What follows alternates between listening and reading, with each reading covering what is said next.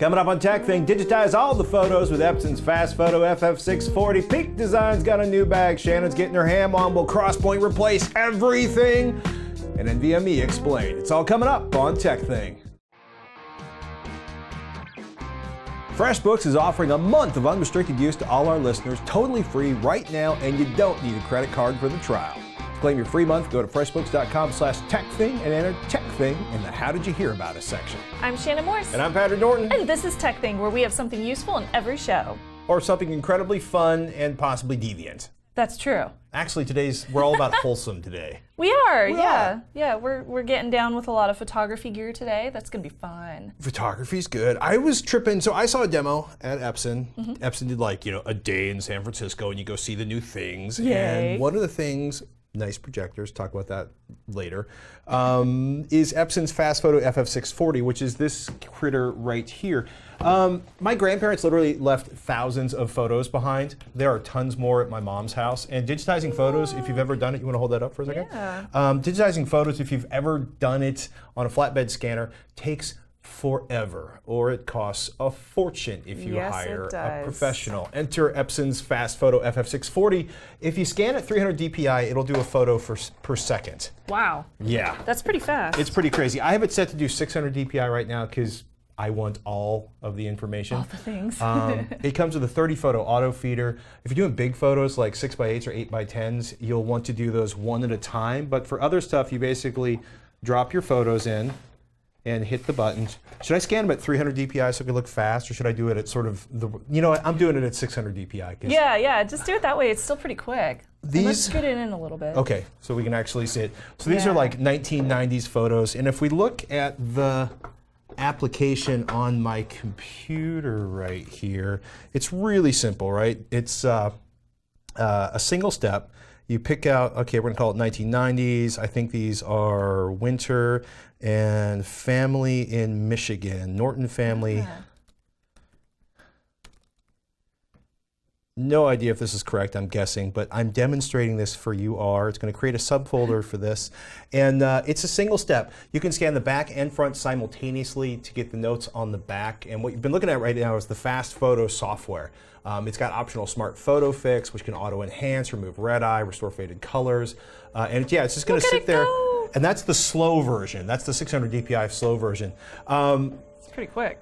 Yeah, and it's it'll do autocorrect, and it saves it to a second photo. So there's the raw scan, and then there's the enhanced scan. And cool. I was pretty impressed by this. If we take a look at there's one with my grandmother, and of course I can't find it. Oh, 1970, there it is. This is my grandmother holding me when I was a baby. Aww. That's the raw scan. And what's interesting is they have a team that knows photo paper and the printing technology. And this looks really yellow, and with their correction, it looks like this. So really brings out the true whites. Yeah, and they clean stuff up. You don't have to use that. It's an optional thing. And I love the fact that it automatically, does that to a second copy of the photo. Yeah. Right. So if you only have one if you shot, want the original, you can keep the original. Exactly, and that's so smart. And the software, the FastFoto software, can automatically upload everything to Dropbox or Google Drive. Very cool. So the idea is to make this as simple and accessible as possible. It'll also scan and save documents up to 45 pages per minute. Comes with Document Capture Pro and Abby Fine Reader. Cool. I was impressed at the demo, and I'm even more impressed after getting hands-on with the FastFoto FF-640. I am not a photography professional. I no longer operate like 3000 DPI scanning machines. So, of course. But we spent a bunch of time looking at these, and neither one of us were offended by the quality. They look pretty fantastic. Yeah, they look great. And these are old pictures. These are old pictures. Well, they're old pictures. The box looks very similar to a lot of these sort of enterprise/office scanners that Epson makes, but they say they engineered this to basically be gentle with tender, fragile photos, which we discovered after we started getting these photo albums of mine. Some of them were like glued to the pages. I've been putting off digitizing a giant pile of family photos for approximately forever, and these like 70s and 80s era photo albums are starting to damage the photos, which I can't replace, and I'd like them to last a bit longer. So yeah, digitizing them is a big priority for me. So how much does it cost? It's not cheap, especially if you've been looking at I'm those scared. like $70 scanners at the Office Max or the Office Depot. Epson's FastFoto FF-640 is $650, but it is so much faster than any flatbed scanner I've ever used for photos. Yeah. And when I compared prices to, for example, a local photo service, they charge $1 a photo if you bring them 500 or more photos. Oh, wow. Yeah, so if you have thousands of photos you want to get digitized, $650 might not be that bad after all. True. I can totally see my mom and her 3 sisters pooling something like this and working through to get everybody's photos scanned and online and shared and made accessible. I also got to say, they went to I don't know the name of it. There's basically a society of photo archivists that do this kind of stuff regularly. And what they did is they sat down and said, what information do we need to have for these photos? And the nice thing is you can... Oh, wow. Yeah, this is me at a very young age. Oh, my gosh. Upside down. It's you. Yes. You have hair. Yes, I had a lot of hair. This was probably right before my hair got really long. Very nice. Not like I'm old and decrepit now. But you know, what's interesting is it allows you, one of the things that's really nice is it allows you to add additional notes onto it. You can keep the information there. I was really impressed. I liked it. Good. I like the ability to add metadata. That's always very useful. Metadata is killer. Yes. Oh, look, there's the upload button, Dropbox, Google. I'm going to stop right now. Oh, wait. Well, okay, so if you want to see, I should point this. So you can upload it to Google, Dropbox or Google Drive currently, and then you can share it on Facebook or email. That's so if you have a cool. big stack of, like, here's all the photos from, you know, Grandma's Christmas in 1974, you are good to go. Are these all JPEGs? These are all JPEGs. Okay. As far as I know, it only does JPEG saving currently. Okay. So. That's really cool. Yeah, there's the original. These are the enhanced. I feel like this would be something that I would give my mom for Christmas, or like I would surprise her with all of her photos being scanned. Well, because my dad's gone, I ended up with all the photos that would have gone to him. So I might be a little ahead of most people my age with this. Well, it's funny because there's this like line around 1995 where, you know, I like between like college, I had no money for photos, and around, you know, 5 years, 6 years later, my life was completely digital in terms of photography. Oh, wow. So. And that's a whole nother storage nightmare, but we'll get into that another day. In any case, FastFoto FF-640, I gave it a thumbs up. Not inexpensive, but if you're looking at paying someone to do this, or if you don't want to spend the rest of your life scanning one photo at a time, or doing 6 photos on the platen of the scanner and then separating them in software, which drives me completely insane, it's pretty slick. I used to be the worst at building clients till a couple of years ago when Shannon whispered in my ear and said, FreshBooks. She's been using them for more than 4 years, so we were delighted when FreshBooks came on as a sponsor.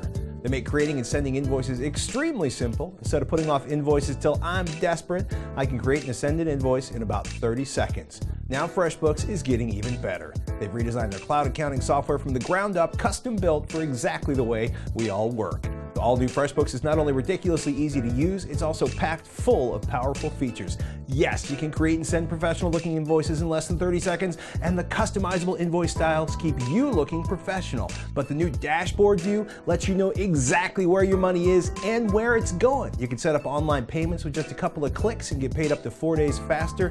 And one of my favorites, see when your client has seen your invoice and put an end to the guessing games.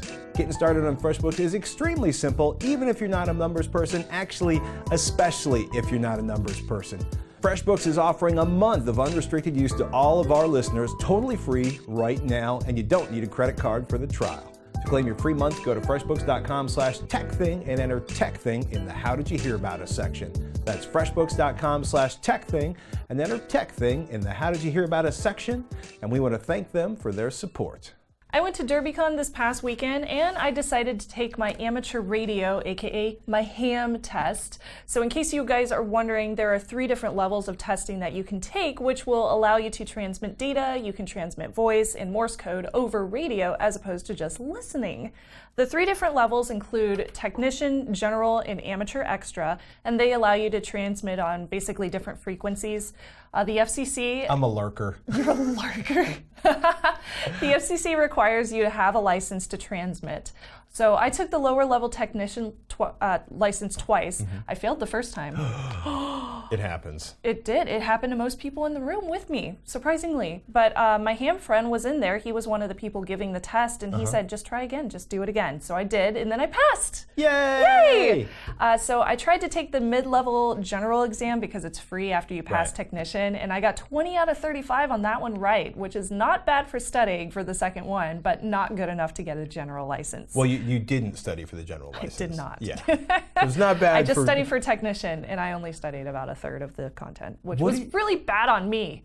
Are you gonna head down to Ham Radio Outlet and buy a transmitter now? Dude, I heard about that store. There's a store down in, what is it, Oakland, I believe? Oakland. It's over. I heard about it, and now I can't wait to geek out down at that radio store. I should make some B-roll of just freaking out about this store. If you've never, this is such a place of feral nerdery. Oh, look at all the things. Yeah, there's many things. And you got your Morse code key. So I decided to get a book from ARRL, ARRL.org. This is the Amateur Radio Relay League.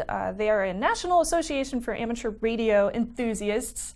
And this book was incredibly useful for studying for my test because they also included a pool of test questions that you would be asked on this 35-question exam.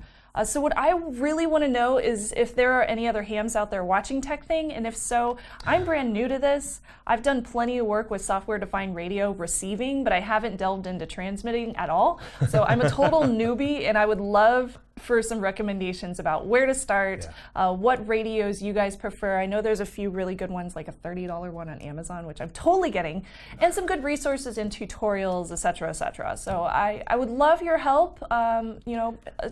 Be my Shannon's spirit guide to the ham world. Spirit guide. Spirit ham. My spirit ham. Be my spirit ham. I forget the name for it, but it starts with E. The name of like a mentor that you get in ham. Anyway, I'll look it up after the show. But yes, I'm super, super excited about this. I've been wanting to get my ham radio on for so long, and my last name is Morse, so it was kind of a given that I should be doing this. Hence you're learning the Morse code. Hence I am learning Morse code. He just said watch Tech Thing. Just kidding. I wish I did. So yeah, it's fun. I can't wait. And let me know what you guys think. Meanwhile, I'm just lurking. Let's talk about bags. Yes, let's. So along with going to DerbyCon, you guys remember I recently reviewed some camera enthusiast accessories from Peak Design on Tech Thing episode 86. And this weekend, I went to DerbyCon. Boom. So I went to DerbyCon this weekend, and I had to bring a mobile podcasting rig, so I used their new bag. It's called Peak Design's Everyday Tote for my mobile podcasting rig. This thing is very large, as you can see. And let me just show you how much stuff I was able to fit in here. Look how it just stands up by itself. All right, I got the DJ Osmo Mobile, which I finally got in the mail. I got my lens. I got my other lens. I got my camera with the Peak Design carrying sling on there. I also have a mic, receiver, and I have a microphone. And I have a magazine, of course, because what else are you going to bring on the plane? And this is full of all my electronics, charging cables, and accessories. Are those battery pockets? They can be battery pockets. I used mine as battery pockets. So I still have a ton of room in there. A whole line? That's so... Yeah, okay. There is a line of organizational pockets, and there's also a bunch of pockets on the outside too, right here, which is super useful. It's funny because like my GoRuck bags are pretty industrial. Yeah. This is obviously designed with an aesthetic sense of design and sophistication. It is. It's premium. So it's currently $170 in charcoal or ash. So you get two different colors. Both of those will be $190 after the Indiegogo campaign, which is currently happening. So you can buy them at $170. And you can find all of them at peakdesign.com. So the perks on this guy, it has a nice little luggage attachment on the back, so you can slip it onto your rolly luggage carrier, which is great and leaves less stress on your back. The straps can be used to carry external tripods if you want to, because luckily they can be changed with these nice little harnesses right there. They do have side axis, which you probably saw me do when I was taking out the microphone. That's really cool, and the magnetic top to it is very, very useful. Where's the camera? Yeah, 2 flex fold dividers come with it. I'm just using one for my organization needs, but luckily 2 come with it. And those flex fold or origami dividers, you've seen them in a lot of different camera bags. The ones that come with this are specially made for this bag, so they fit perfectly. And I was able to fit my nice little small lens right at the top and my microphone right behind it. So it was kind of hidden away, which I really liked. The magnetic closures on the top are extremely strong, which was excellent. The laptop pocket in the back of it I did not use, but it could fit my Dell XPS 13. It is waterproof. It's using this Codra exterior lightweight material. So luckily, if let's call it water resistant. Water resistant, yeah, water resistant. If you dump it in a lake, it's not going to work out so well. Just keep that in mind. Claim it's a backpack because you can kind of pull the straps around. Yeah, they do. That part I'm not quite buying into. Yeah, I'll get to that. An in emergency just a backpack? second. I'm sorry. Emergency backpack, there you go. And luckily there is a little buckle closure at the top, so if you need to put it on its side and put it under your airplane seat, you can just buckle it so nothing falls out of the top. And that's something that I've noticed with a lot of tote bags is things just fall out if they fall on their side. So luckily that's not a problem.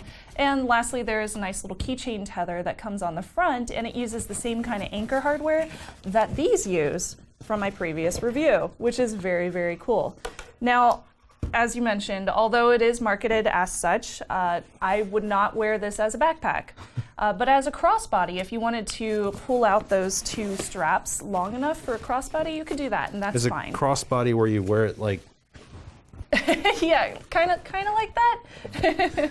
But with the straps longer so you don't choke yourself. Exactly. The straps would be much longer.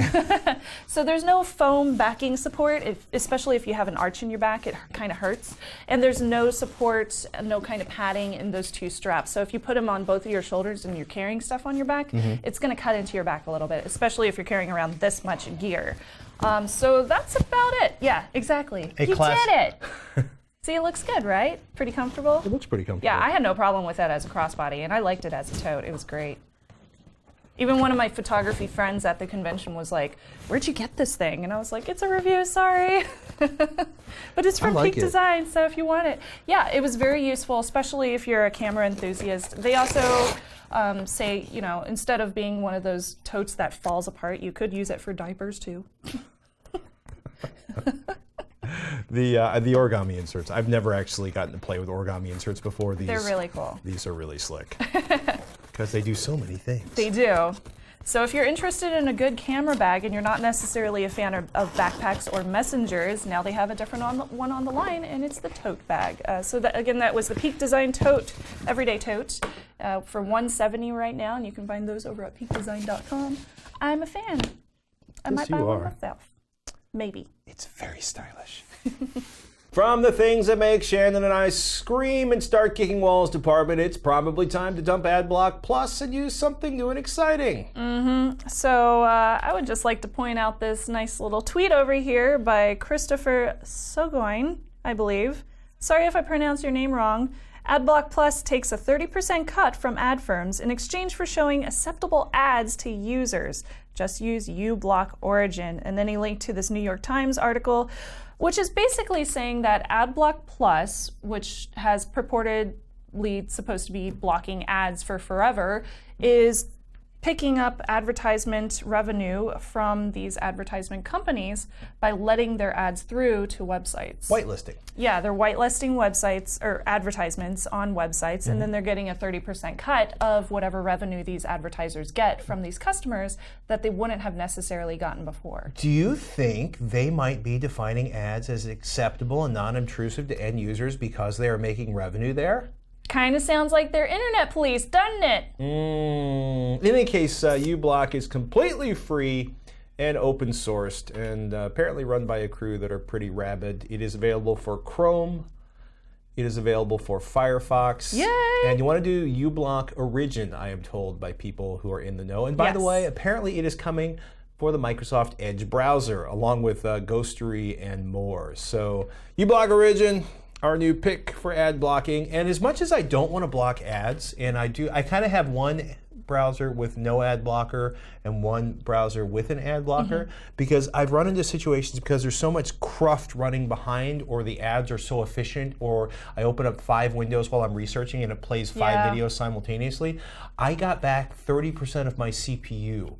Jeez. And I cannot quantify the improvement in browser performance by running an ad blocker. I do not run to. I've made my living for much of my adult life based on advertising, so it is difficult for me to say run an ad blocker. But if you do run an ad blocker, run a good ad blocker. uBlock.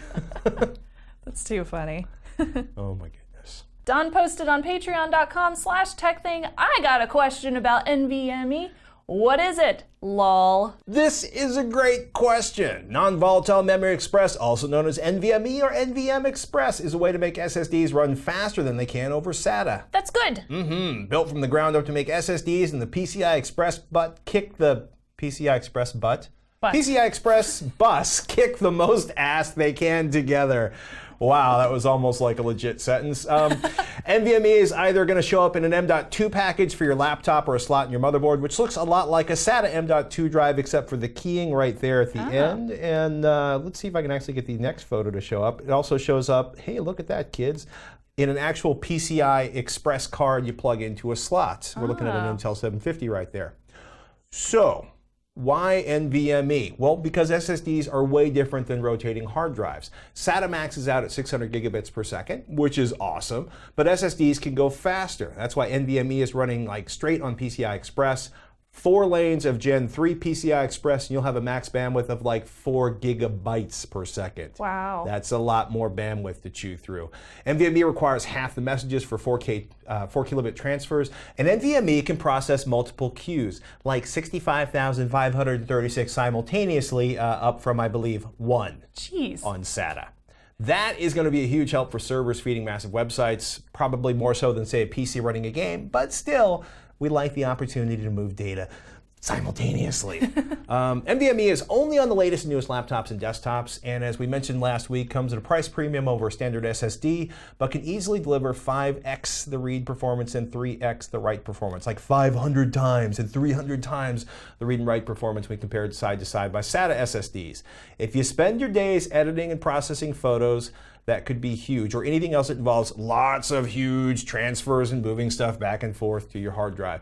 Streaming audio from your collection and loading the occasional video game level, not going to help so much. And let me make this clear. Loading video game levels, they'll load faster from your drive if it's NVMe. They won't play any faster because you have an SSD or an NVMe SSD, because everything, once the game is loaded off the hard drive, it's all in main system memory and processor and GPU.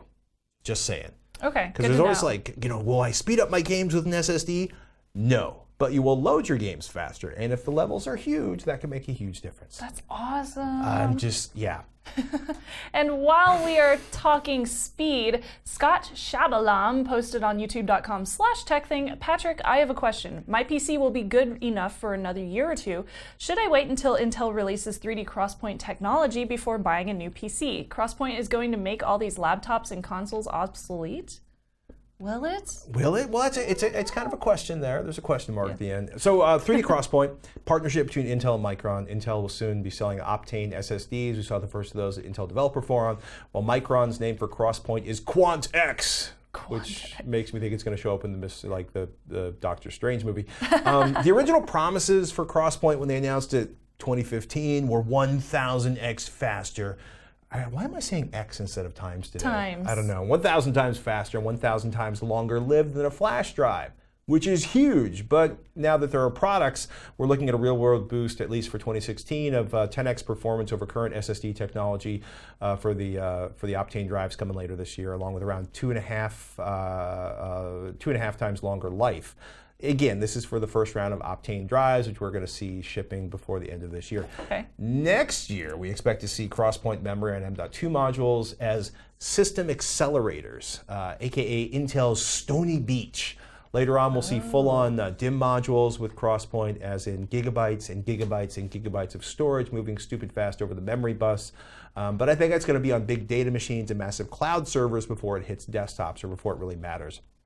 I can totally see where massive amounts of storage as memory is going to make things better, because right now, you know, it's you know, the analogy is like, here's the CPU, and the CPU goes to its its local cache, and then it's got to go to main system memory, and then if you can imagine my hand running down the street and grabbing something and bringing it back several minutes later, that's kind of like going to the hard drive. So getting massive amounts of storage as close to the CPU or the processing power totally will make things better, or at least make things faster than today's personal computers. So yeah, Scott, if you can hold out on upgrading until CES 2017, we should know a lot more about the Stony Beach system accelerator, and more importantly, its real-world performance. Because in theory, while the individual Optane cells may be running at like 1,000 times faster, by the time you get it packaged and put in a system, we're looking at 10x. So we went from 1,000x to 10x. Wow. So as far as Crosspoint making today's consoles and laptops and desktops obsolete, it's not going to be for years, and hey, most people right now have more computing power on tap than they actually need.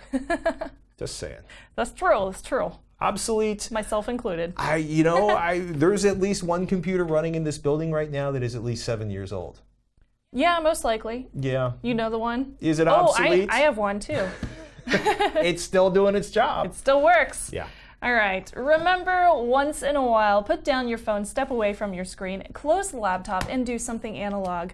Like, for example, build a bow and get your archery on like Raphael did. Nice. This is so cool. He writes, since you guys wanted to see some analog activities, I attached 2 photos. One of me shooting a self-made bow, from cutting the tree to taking it to the archery range. Awesome. And a somewhat lousy photo of the bow currently on my workbench. It's a Mesolithic European design. All the best, from Raphael. That's awesome.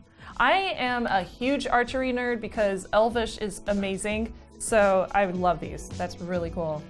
Have you been to the archery course by Chabot? Nope.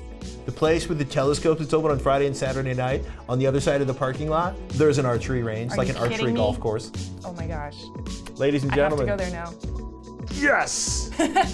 Armed Shannons. Snubs with weaponry roaming the hills. Right, I'm ready. Of Oakland. I'm Battery Norton. I'm Shannon Morse. We'll see you next week on Tech Thing.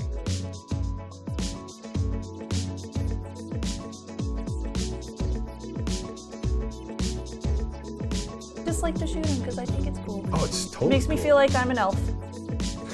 That's why I shoot both. It's true. I'm a huge fan of Lord of the Rings. I want to be like Legolas. Just counting the kills. 1, 2. That's like the best scene. So good. 179! All we gotta do is transplant you to Mirkwood so you can run around the trees killing spiders. I'd be That's how okay with Legolas that. got I'll so just good. gotta go down to New Zealand for a few days. I don't think Legolas is in. I don't think they have giant spiders in the forest in New Zealand. I sure hope not. I'm not a fan. The whole history of you know what? There's only so much nerding even our audience can take. And we want to take a moment to thank each and every one of you that hear us on Patreon. We want to thank you for watching. I'm going to go before I become an even bigger nerd on camera than I usually am. Legolas lives in my heart. Lambus bread. I'm going to have lambus bread for lunch.